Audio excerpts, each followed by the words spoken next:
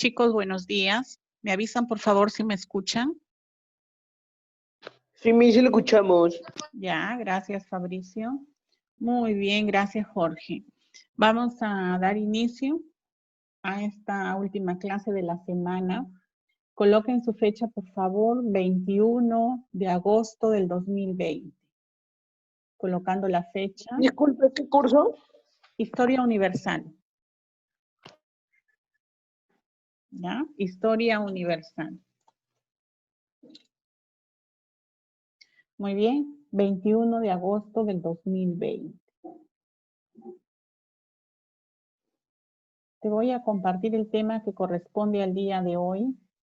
Activen sus cámaras, jóvenes.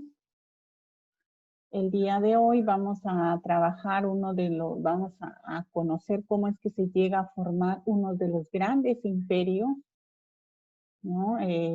Preparándose ya para las guerras mundiales, ¿no? Uno de los grandes imperios que conocemos actuar en las guerras mundiales.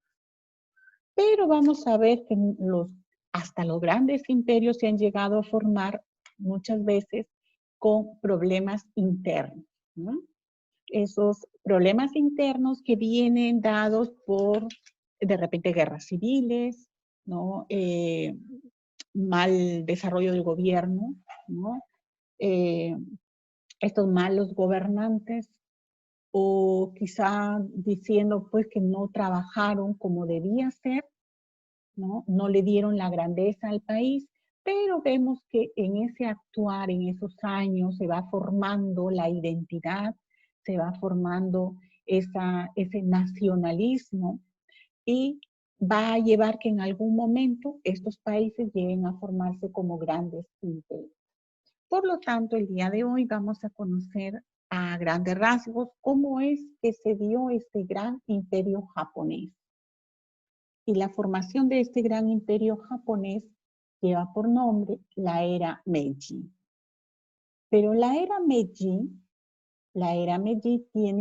no fue la primera, ¿no? No fue la primera dinastía, no fue el primer periodo de la historia japonesa. Antes ha habido, ¿no?, otras dinastías, otros periodos que no le dieron grandeza a Japón. Y vamos a ver por qué. ¿Okay? ¿Cuáles son esos antecedentes a la era Meiji? Cuando hablamos nosotros de era Meiji, o cuando escuches, ¿no?, el término de era Meiji, la era Meiji viene a ser la grandeza de Japón. Ese cultivo de Japón de grandiosidad. Japón se va preparando para formarse como un gran imperio. Antes a esta formación, tenemos que Japón contaba con un régimen feudal. ¿Cuál es la característica de un régimen feudal, señorita Jara? Historia universal de segundo año. A ver, ¿cuál es la característica del régimen feudal? Cuando ustedes estudiaban el feudalismo, ¿cuál era la actividad económica más importante?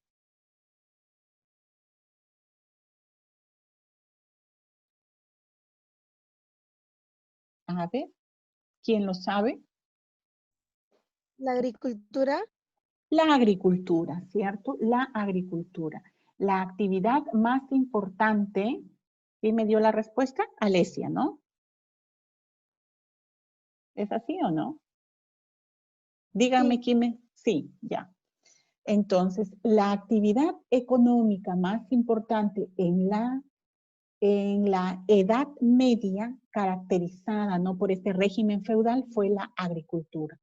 Pero fíjate que aquí ya estamos en el siglo XIX y aún así Japón seguía contando con ese régimen feudal, ¿no? Esa economía incipiente, esa economía basada solamente en la agricultura. No se permitía que haya inversión extranjera. Tampoco con ello, ¿no?, se estaba facilitando que se desarrolle la industria. Por lo tanto, la gente, la población, ¿no?, las ciudades vivían basadas en la agricultura y en lo que se producía internamente. No habían relaciones comerciales con el extranjero, ¿no? Por lo tanto, antes de la era Meiji se rechazaba toda la influencia extranjera. Solamente se permitía el avance de lo local, de lo propio. ¿Ok? Con este rechazo de la influencia extranjera, muchos países van a buscar el acercamiento a Japón.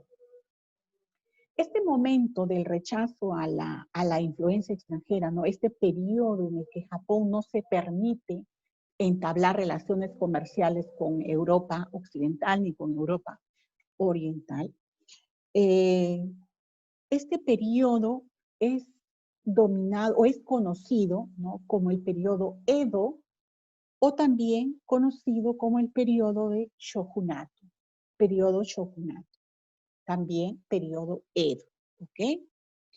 Este periodo pues era la era de los shogunes, que así se les llamaba, ¿no?, a los emperadores.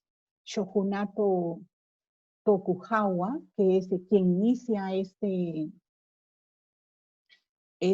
periodo, ¿no?, de rechazo a la influencia extranjera.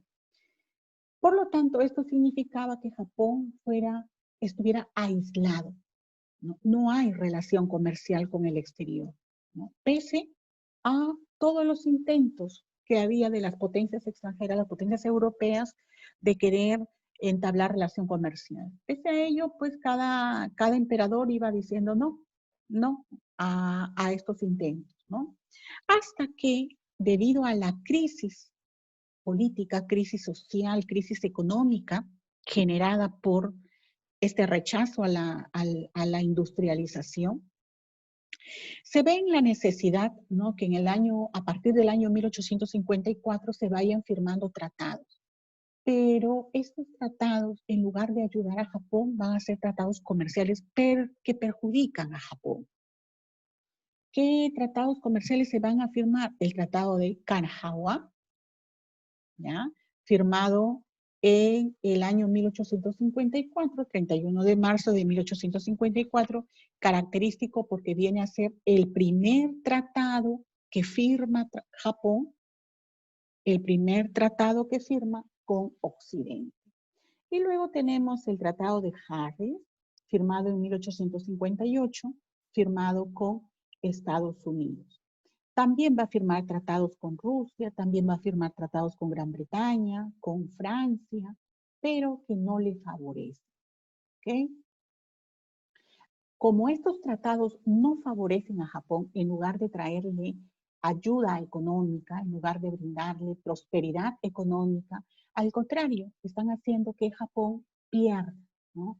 Japón vaya perdiendo ese desarrollo agrícola que tenía, se va dejando de lado y va cayendo en la crisis económica. Esto va a generar que la sociedad japonesa entable una guerra civil, ¿no? Se va a dar esta guerra civil en el año 1868, por lo tanto, esta dinastía Tokugawa va a ser derrotada. Esta dinastía se derrota y va a tomar el gobierno el emperador Mutsuhito. Vamos a ver entonces que con Mutsuhito va a iniciarse esta grandeza económica traída por la industria, ¿no? En Japón se va a iniciar con el emperador Mutsuhito. Y esa grandeza es conocida como la era Meiji. ¿Okay? Así como en Inglaterra se estudia la revolución industrial que va a marcar la grandeza de Inglaterra, la grandeza de Japón es conocida, ese periodo de prosperidad es conocido como la era Meiji. ¿Y quién va a iniciar esta era Meiji? El emperador Mutsuhito. ¿Ok? ¿Me avisas, por favor, si lograste terminar hasta ahí? Muy bien, Anaís.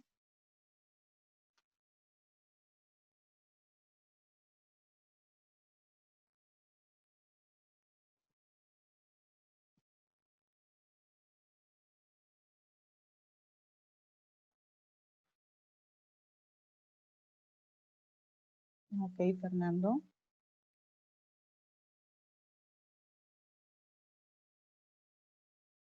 Muy bien, Jorge, Yadira.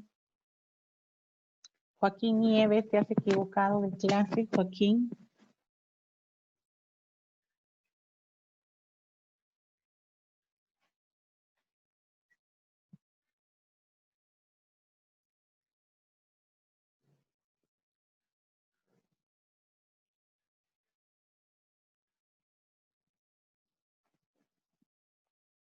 Me avisa Yanira, Nelis, Mayra. ¿Me comunican, por favor? Ok, Anelis.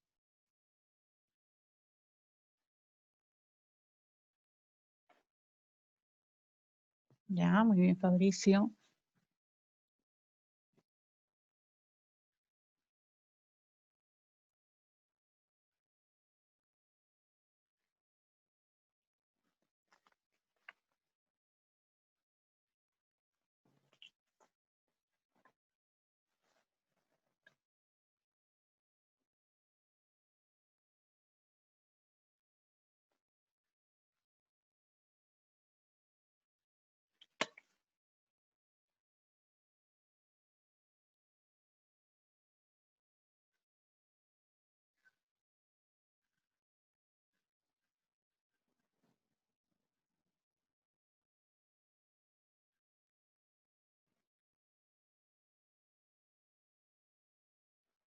Ok, me avisa Yanira, por favor. Mayra.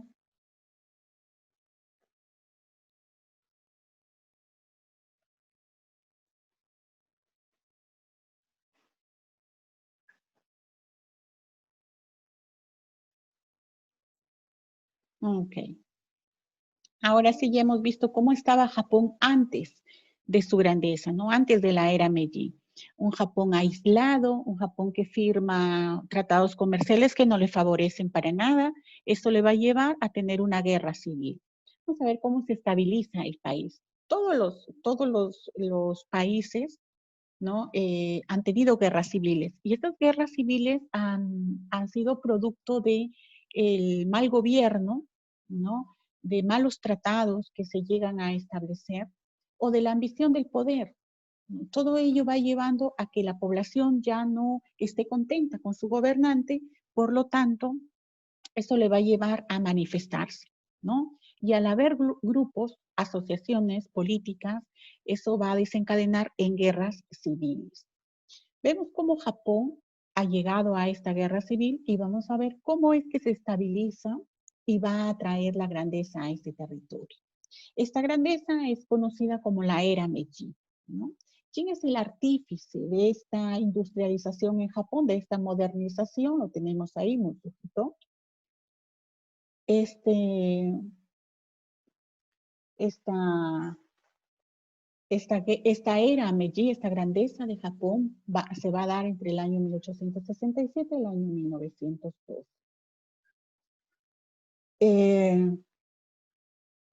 Esta era Meiji, ¿no? Va a tener ciertas reformas. Lógicamente, un país tan convulsionado, un país tan atrasado en comparación al resto, ¿no? Al resto de Europa, al resto de países que ya estaban industrializados. Entonces era necesario dar ciertas reformas que lleven a que el país tenga esa acelerada industrialización. Tan rápido se vaya a dar esa industrialización que llegue a compararse con los países europeos.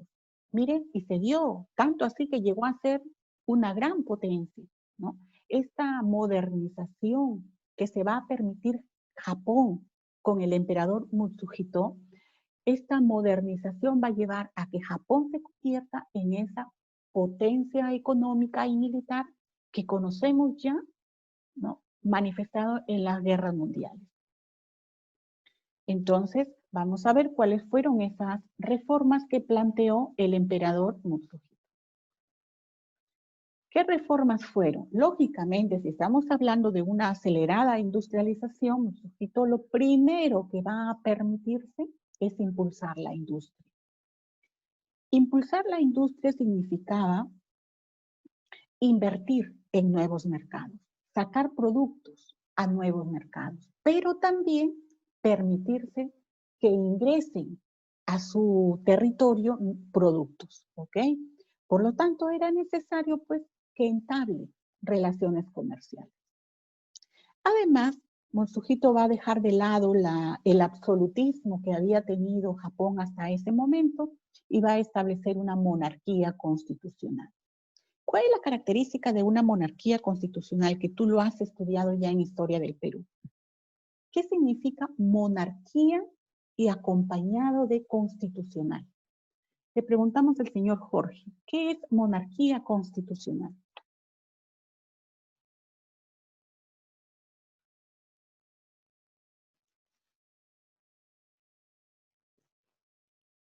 A ver, Jorge.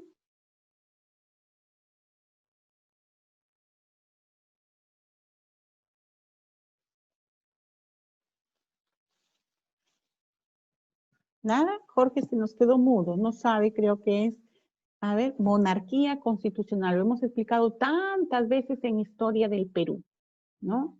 Esa monarquía constitucional que está dejando de lado el absolutismo, ¿no? Si nosotros hablamos de monarquía, significa que gobierna ¿quién? Un monarca, por lógica, ¿no? Un monarca, un rey, que de acuerdo a los territorios que tenga se puede convertir en emperador, ¿no? Entonces tenemos un monarca, pero ¿por qué le acompañamos la palabra constitucional? Porque este monarca en su gobierno va a permitir la participación de un congreso, de un grupo de personas que le ayuden a gobernar. No va a gobernar en el absolutismo, no va a tener el gobierno él solo, no va a tener decisiones, no va a aplicar leyes, no va a firmar tratados, solo él, no, sino que se va a permitir la intervención de un grupo de personas, de una organización conocida como Congreso, ¿cierto? Entonces ahí estamos hablando de monarquía constitucional. Por lo tanto, si nosotros hablamos de monarquía constitucional, no te olvides, estamos hablando de ese Congreso.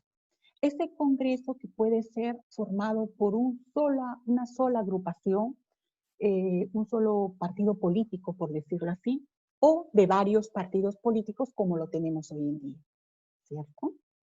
En este tiempo, Mutsuhito aprobó, ¿no?, el establecimiento de esta monarquía constitucional, pero un congreso con parlamento bicameral. ¿Qué significa? Que iban a haber dos cámaras, así como la teníamos nosotros antes del cambio del congreso por Alberto Fujimori, ¿no? Antes teníamos dos cámaras en el congreso, una cámara de diputados y una cámara de senadores, ¿no? Un grupo de personas llamadas diputados con diferentes participaciones, ¿no? Y otra cámara llamada senadores. Entonces, ¿qué hace Mutsuhito? Ah, muy bien, vamos a dejar de lado el absolutismo. Voy a establecer, desde ahora nuestro gobierno será una monarquía constitucional. ¿Ok? Con eso estaba dejando de lado la posibilidad que se dé una nueva guerra civil, ¿no? Porque ya sus contrincantes, sus enemigos, podían formar parte de este Congreso, ¿ok? Estaba ganando en ese aspecto político. Por lo tanto, si ya hablamos de una monarquía constitucional, debe haber una constitución, ¿no? Y esta constitución se va a dar en el año 1881. En el aspecto militar, era tan importante que Japón se resguardara de aquellas potencias europeas, ¿no? No vayan a tratar de invadirlo, por lo tanto va a organizar su ejército, ¿no? Este ejército japonés va a tener la asesoría extranjera. ¿De dónde? Principalmente del ejército prusiano. ¿Okay? Entonces, con ello también se estaba permitiendo la participación extranjera. ¿Qué más? Permite la libertad de prensa, impulsa la educación, ¿no? Enseñanza escolar obligatoria. Va a abolir la pena de muerte, ¿no? La pena por crucifixión. Y de esta manera, va a dar estas reformas al territorio japonés que le va a llevar a ir de la mano de la industrialización. Si hablamos de industrialización, jóvenes, ¿no? Estamos diciendo que se va a permitir el comercio, ¿no? Con reinos, con territorios, con repúblicas extranjeras, ¿no? Entonces empieza a su acelerada búsqueda de materias primas y con ello buscando nuevos mercados también, donde conseguir la materia prima y donde colocar su producto. Aplica una política de tipo imperialista porque, ya hemos dicho, un imperio cuando ya va anexando nuevos territorios. Entonces, pone la vista, no pone el ojo en territorios que es posible anexarlos. Con este afán de querer anexar territorios, va a chocar, se va a encontrar, ¿no? Con China y con Rusia. ¿Ok? Entonces, en este afán de querer conquistar territorios, de querer ganar territorios para sacar de ahí la materia prima, va a entablar guerras con China y con Rusia. Y tenemos la guerra chino-japonesa y la guerra ruso-japonesa, que es lo que vamos a estudiar ahorita. Te doy unos minutitos para que termines ahí. Eso sí, me vas avisando, por favor, si logras terminar, ¿ya?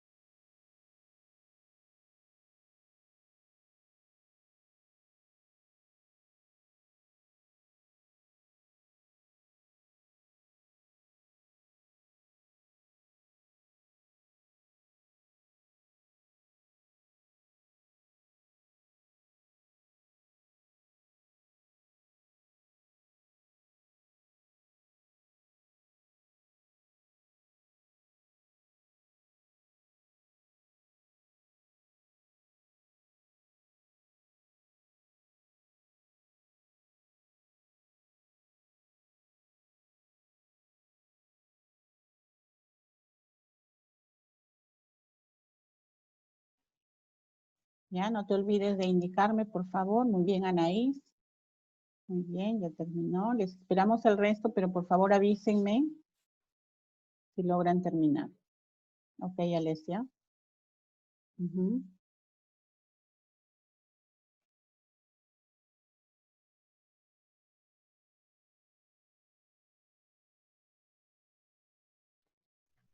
Me avisa Mayra y Yanira, ¿ya?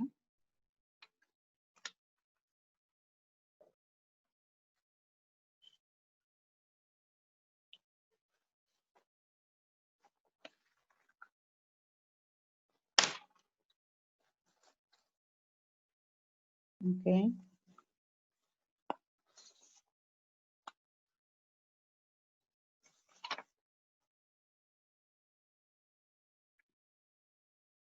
Me avisa Yanira y Mayra, por favor.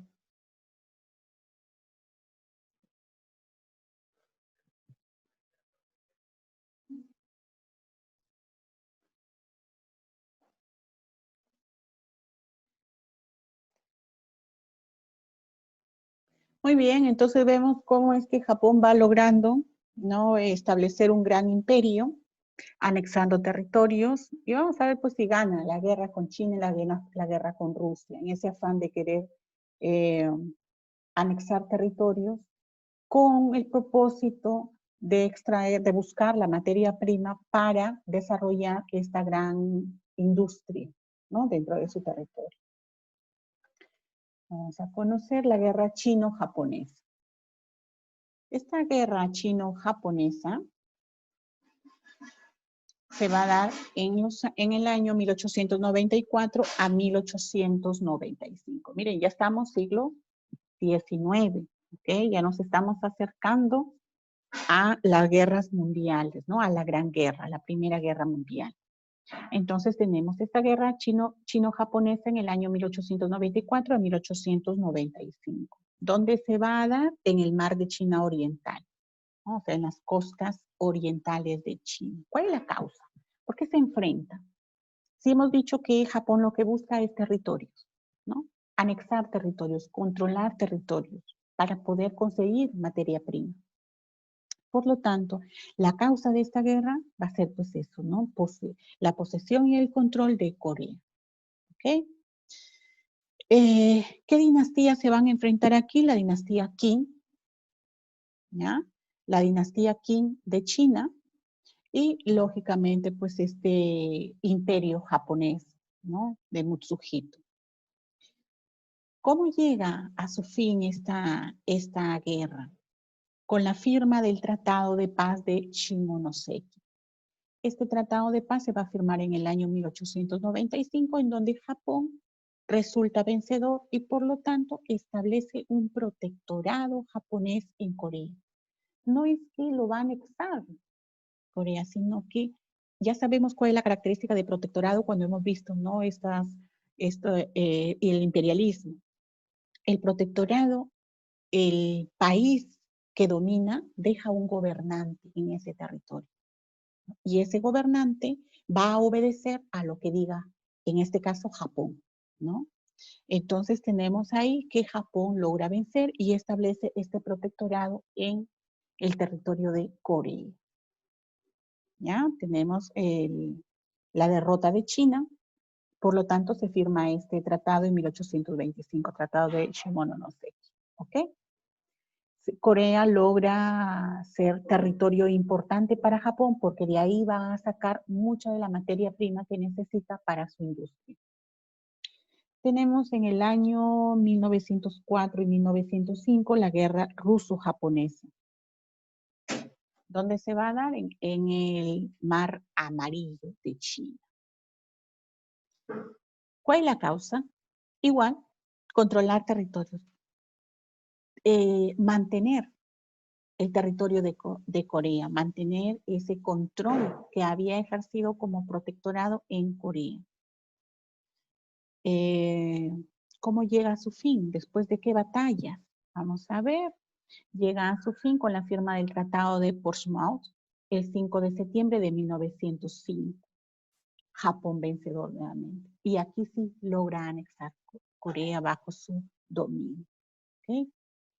Y ya tenemos ahí Japón vencedor con territorios anexados. Ahora sí podemos hablar de un gran imperio japonés. Así tan rápido y tan veloz llegó a conformar un gran imperio. ¿Ok? En esta formación de este gran imperio se van a adoptar costumbres europeas. Todo lo que se ha permitido que ingrese, ahora pues también la moda, la usanza, ¿no? Los estilos de vida de Occidente se van a permitir en Japón. ¿Ok? Muy bien, jóvenes, ¿me avisan si lograron terminar ahí? Vamos a terminar este tiempo. Necesito que vayas revisando tu lectura, El gobierno de Mutsuhito, de la página 274. Te voy a anotar aquí la página. En la página 274 vas a trabajar.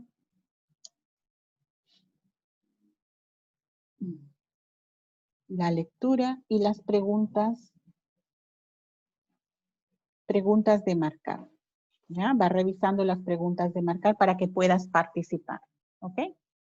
Muy bien, jóvenes. Anota la página que debes trabajar. Me avisan si terminaron para poder dejar de compartir pantalla. ¿Me avisas? Muy bien, Anelis. Muy bien, Anaís. Ok, Fernando.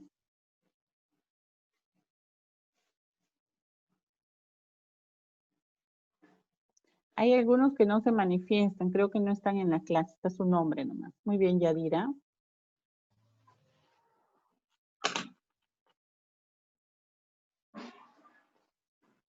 Ok, Jorge.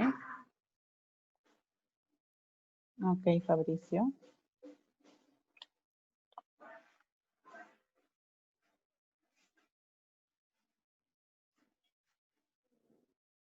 Me avisa quién tenemos, Yanira y Mayra.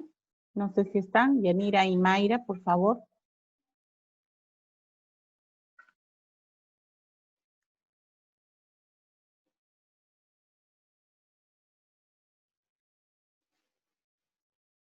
Ok. Muy bien. Entonces, volvemos jóvenes a las 12:20 para poder terminar de trabajar el libro, ¿ya? No te olvides, vas a desarrollar la actividad de la página 274, tienes tu lectura y tus preguntas de marcar. 12:20.